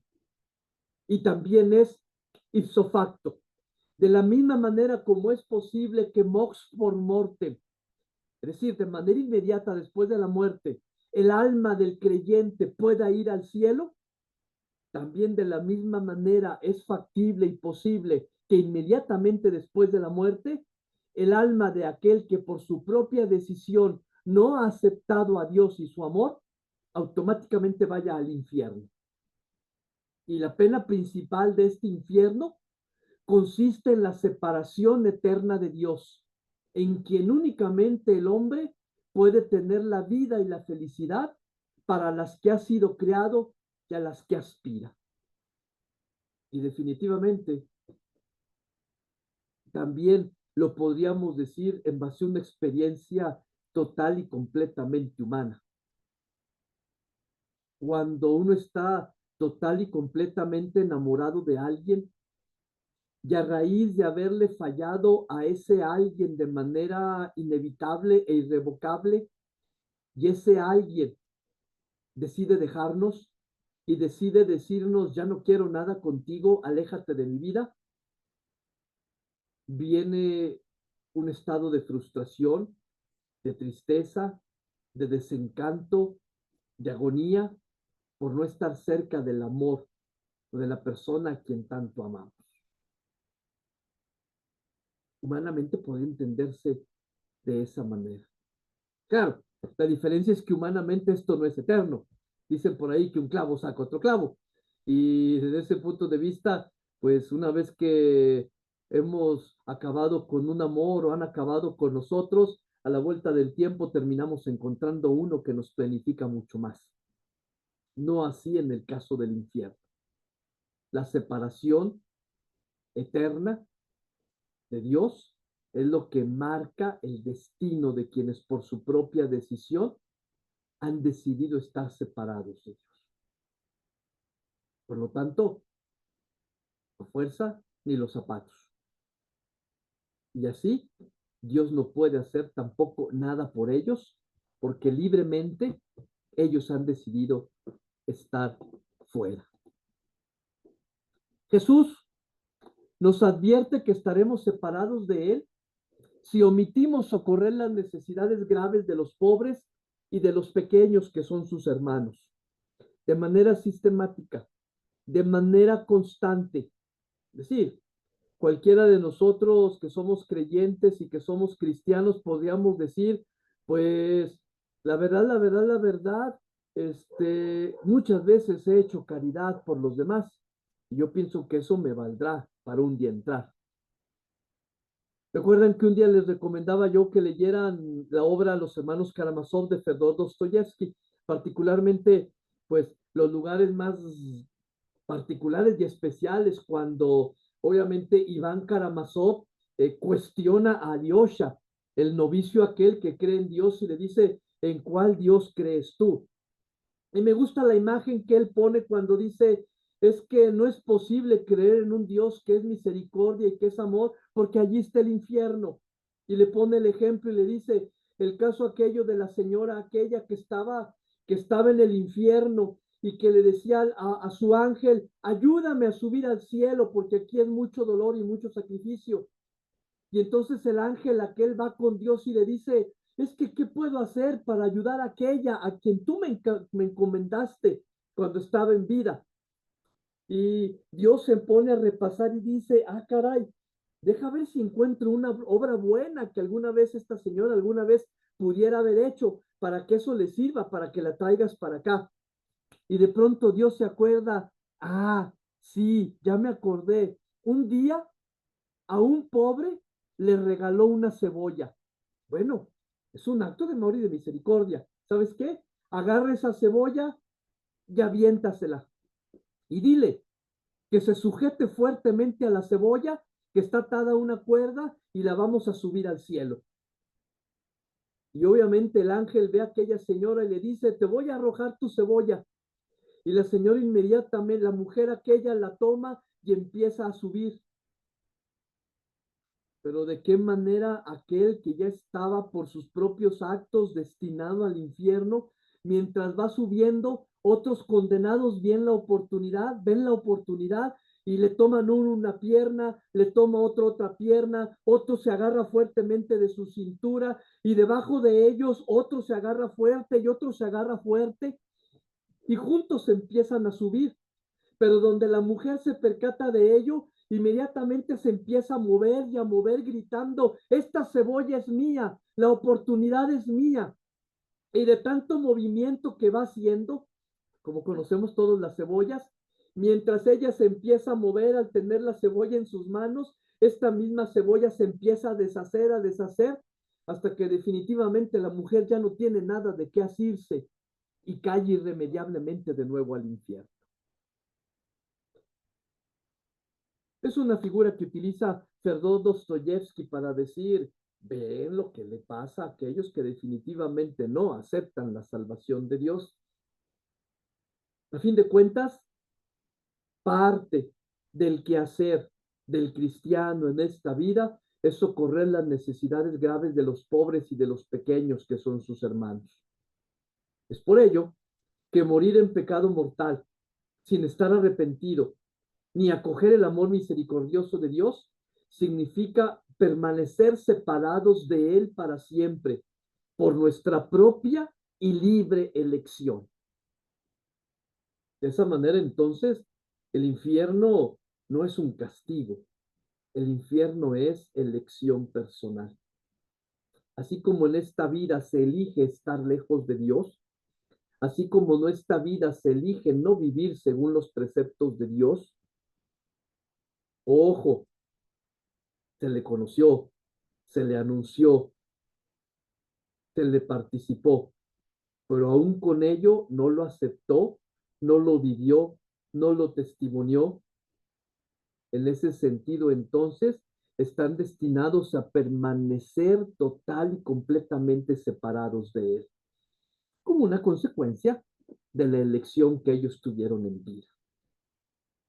Este estado de autoexclusión definitiva de la comunión con Dios y con los bienaventurados es lo que hoy en día se designa con la palabra infierno.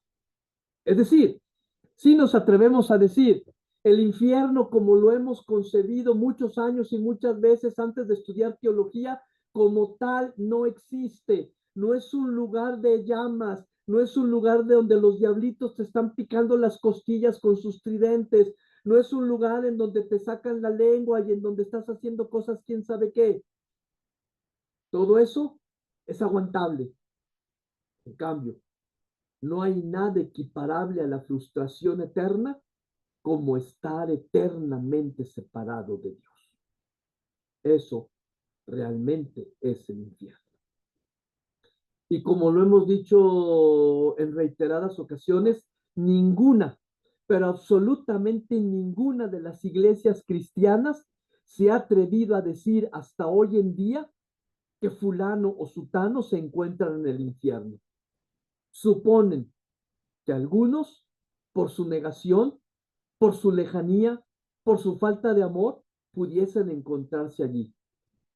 Mas no lo afirma.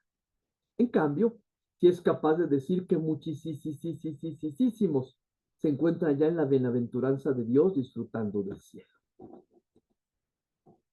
Las afirmaciones de la Escritura y las enseñanzas cristianas a propósito del infierno son un llamamiento a la responsabilidad con la que el hombre debe usar de su libertad en relación con el destino eterno.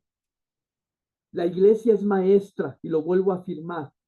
Si en el catecismo nos decían, pórtate bien porque si no te vas al infierno, pórtate bien porque si no te lleva el diablo, no era con otra intención, salvo el decirte, tú eres eres responsable de tus acciones y tú eres responsable de tu libertad.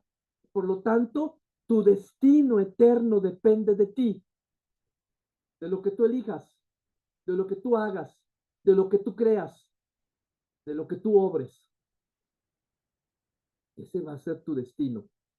Dios no te va a llevar al cielo, porque Dios no va a escoger quién sí y quién no. El cielo ha sido ganado por Jesucristo el Señor a través de su muerte y resurrección, y lo ha dejado abierto. Y tú libremente decides entrar por esa puerta, que resulta ser estrecha, pero fácil para quien se decide por él. O bien, tú decides no aceptarlo, rechazarlo, y consecuentemente, después de la muerte, autoexcluirte del amor y de la misericordia de Dios. Hablar del infierno resulta necesario hoy en día, no porque tengamos que asustar a las personas de lo que te espera, no porque tengamos que asustarlos con el llanto y crujir y rechinar de dientes, no porque tengamos que asustarlos con las llamas que nunca se acaban, no porque tengamos que asustarlos con los demonios que van a estar picándole las costillas, no porque tengamos que asustarlos con los castigos tremendos y pavorosos con los que Dante ha descrito cada uno de los 9 círculos en el infierno, sino porque tenemos que estarles recordando a las personas que el tiempo de la vida es un llamamiento apremiante para la conversión y que el mismo Jesús lo ha dicho: esfuércense por entrar por la puerta estrecha, porque ancha es la puerta y espacioso el camino que lleva a la perdición. Y son muchos los que entran por ella. Mas qué estrecha la puerta y qué angosto el camino que lleva a la vida. No porque sea angosto o ancho, sino por lo que implica el compromiso de tener que vivir auténticamente como aquel que ha aceptado el camino de Dios a través de Jesucristo. Esto nos abre una nueva perspectiva de lo que sería el infierno al final. Esto nos abre una nueva perspectiva de lo que le espera a aquel que per se, como un acto propio de su decisión y de su voluntad, rechaza total y completamente a Dios y a sus hermanos, negándose a obrar con amor y con misericordia. Porque como dice Pablo, al final de nuestras vidas seremos juzgados por el amor. Ciertamente, como lo hemos reafirmado en varias ocasiones, la Iglesia no tiene poder para declarar quiénes son los que se han condenado. No existe una suerte de canonización al revés. Más aún, la incapacidad que tiene la Iglesia para señalar quién está en el infierno es salvífica. En la Iglesia nadie tiene poder para destruir, solamente para construir, conforme al poder, como decía Pablo, que me dio el Señor para edificación nuestra y no para destruir. La Iglesia no puede decidir quién está y quién no está en el infierno. Eso es decisión personal. Y a mí me gustaría que cuando a mí me toque llegar el momento, me gustaría no ver a nadie allí, no ver a nadie frustrado por haber renunciado a Dios, por no haberlo aceptado, por no haber vivido con amor. Y obviamente dentro de esa perspectiva se abren grandes cuestionamientos que quedan todavía de tarea para la reflexión teológica. ¿Dios nos puede salvar a todos? Y si así lo hiciera, ¿dónde queda la libertad humana? ¿El hombre tiene libertad para negar a Dios y para condenarse? Y si así fuera, ¿dónde queda el hecho de que Dios sea todopoderoso? Significaría que hay hombres cuya voluntad es más fuerte que la voluntad de Dios. Queda para el pensamiento y queda para el razonamiento teológico, más aún para el momento en que todos juntos un día lleguemos a la plenitud de la salvación que viene de Dios. En resumidas cuentas, estamos hablando obviamente de este infierno, y hay que decirlo así. Dios no predestina a nadie a ir al infierno. Para que eso suceda, es decir, para que alguien vaya al infierno, es necesaria una aversión voluntaria a Dios. Esto es un pecado mortal y persistir en este pecado, en esta aversión hasta el final.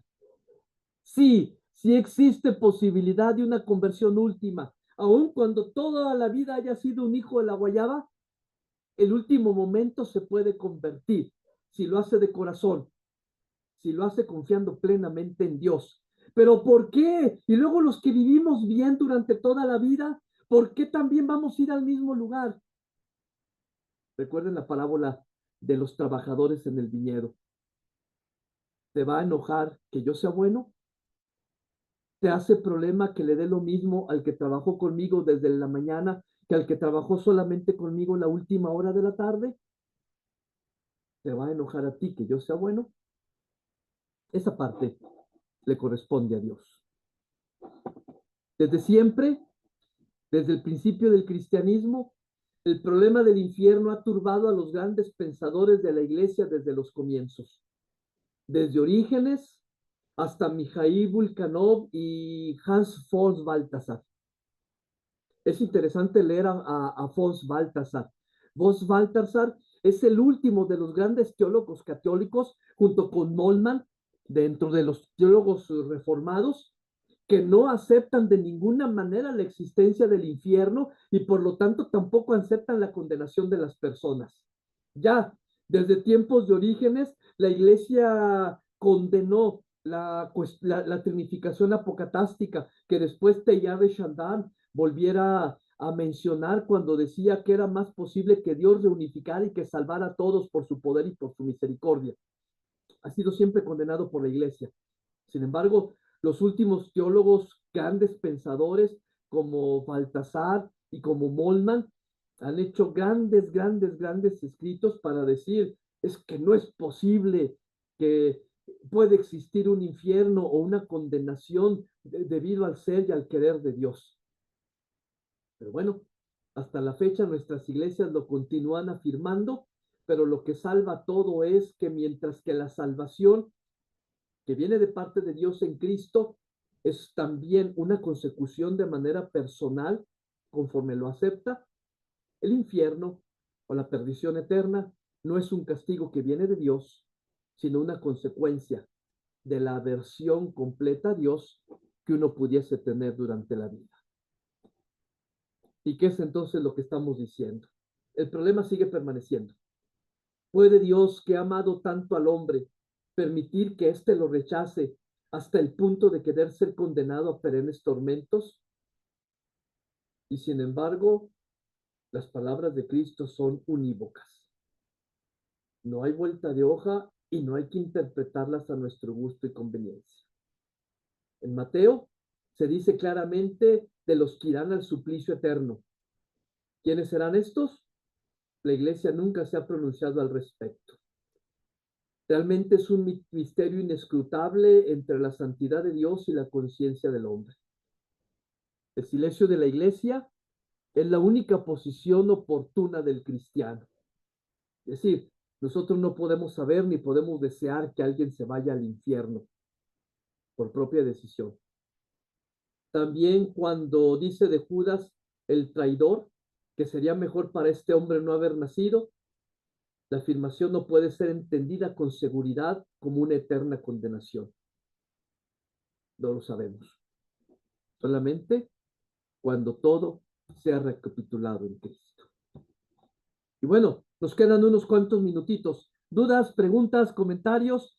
Y dejaremos para un momento en el que nos pongamos de acuerdo para hablar acerca del juicio final y concluir nuestra clase. Juicios. ¿Dudas, preguntas, comentarios? Adelante, nos quedan 5 minutos. Sí, sobre la predestinación, bueno, ahí los calvinistas, apoyándose en San Agustín, dicen que sí hay una predestinación para salvación y para condenación, que no es, por ejemplo, dentro del protestantismo ahí está la otra corriente, se me fue ahorita el nombre, arminianos, que están en contra de los calvinistas. Entonces, están las dos posturas, ¿no? Los de la predestinación y los que dicen que no hay predestinación para salvación y para condenación, ¿verdad? Ajá, Pero sí existe una corriente exacto, sí. que habla de ello. Suponiendo que hubiera esto, porque consideran que Dios no puede ser sorprendido por nada, Dios lo sabe todo lo que va a pasar de antemano. Es decir, Dios conoce todos los posibles futuros y sabe cuál es el futuro que va a ser.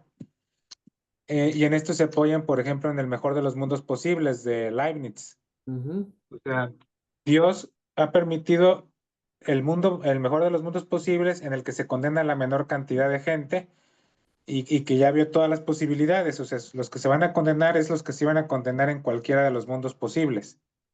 Es decir, los que lo iban a rechazar en todas las posibilidades. ajá, Solamente te van a condenar a aquellos que en cualquier mundo posible lo hubieran rechazado. O sea, esa es una de las exacto, sí. posturas. Y un poquito distinto al molinarismo, pero van por ahí varias de estas teorías, ¿no? De si hay predestinados y si Dios vio todas las posibilidades y escogió la en la que se pierden La más menos. suave, sí, así es, Ajá, esa es apoyándose en el mejor de los mundos posibles de Leibniz. así es. Pero bueno, pues ahí está. Como lo dijimos al principio, ¿no? Todas esas son especulaciones teológicas. Solo Dios sabe realmente lo que va a suceder o lo que ya Definitivamente. destinó el que sucediera, ¿verdad? Así es. A fin de cuentas, la palabra definitiva le corresponde a Dios y no la conoceremos hasta que nos toque a nosotros pasar por la experiencia en las manos de Dios, de nuestro propio juicio y cuando contemplemos cara a cara a Dios en su misma casa. Y entenderemos muchas cosas que ahorita son meras especulaciones. Así es. Gracias, Aunque Joel. lo que sí tenemos como seguro es lo que dice la Escritura, y ahí sí dice que hay juicio y que algunos Así es. tal vez se condenen, ¿verdad? Así es, eso es seguro. El cómo, el quién sabe. Pero bueno, tenemos tiempo para estar del otro lado de una vez. Como decíamos, a fin de cuentas es pedagógico. El hecho de que lo hagamos desde ahora para más o menos contar con mejor seguridad en delante. Gracias, Joel. ¿Alguna otra duda, alguna otra pregunta? Nos quedan unos minutitos. Adelante.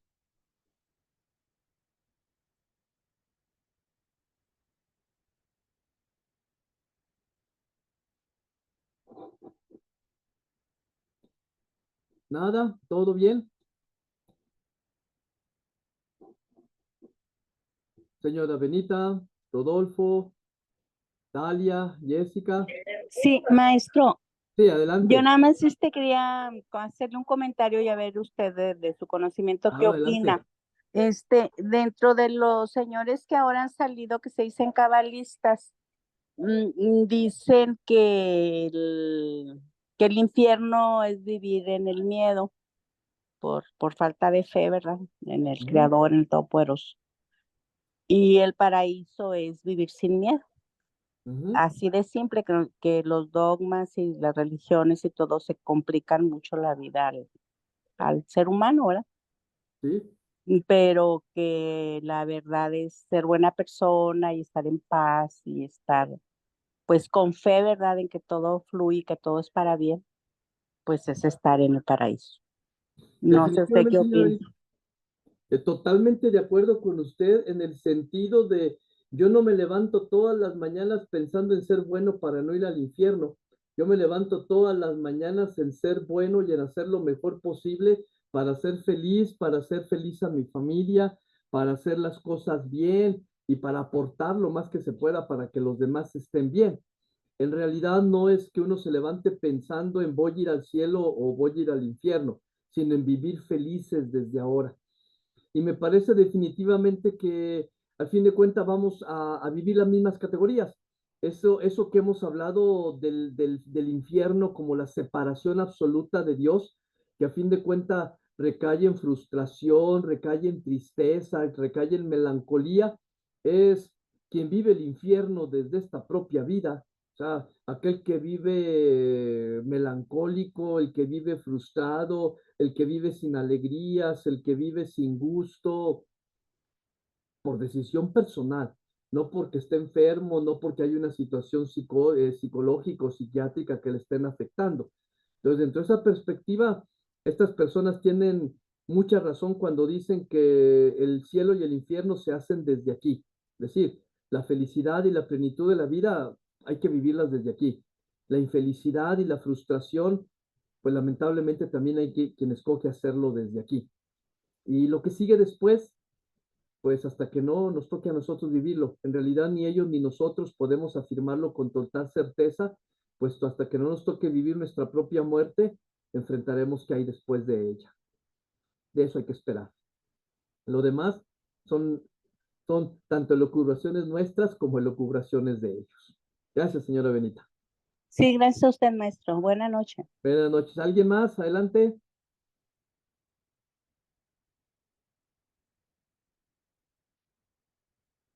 Bueno, parece que estamos entonces listos. Nos queda un pequeño temita, como ustedes pueden ver, son prácticamente una, dos, tres, cuatro, son 4 diapositivas en las cuales hablábamos acerca del juicio final y obviamente de la parucía. Desde ese punto de vista, el día de mañana por ahí les hago una propuesta a través del WhatsApp en la que si creen ustedes oportuno que nos podamos reunir algún día por la mañana, claro, vía Zoom, o algún día por la tarde, porque lamentablemente no podemos utilizar los espacios de la noche porque están ocupados. Pero en caso de no poder hacerlo, pues al menos les subo la explicación de estas últimas 4 diapositivas sobre el juicio final y la parucía. Bueno, mañana nos ponemos de acuerdo sobre eso. Mientras, pues que tengan todos muy buenas noches. Gracias por sus aportaciones. Y recuerden, estamos haciendo teología.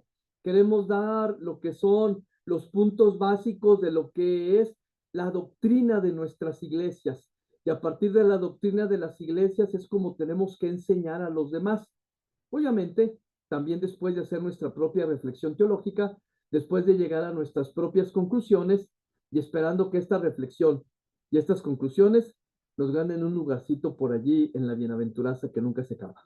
Mientras, Dios les bendiga, que tengan todas buenas noches y seguimos totalmente a la orden. Hasta mañana, que descansen.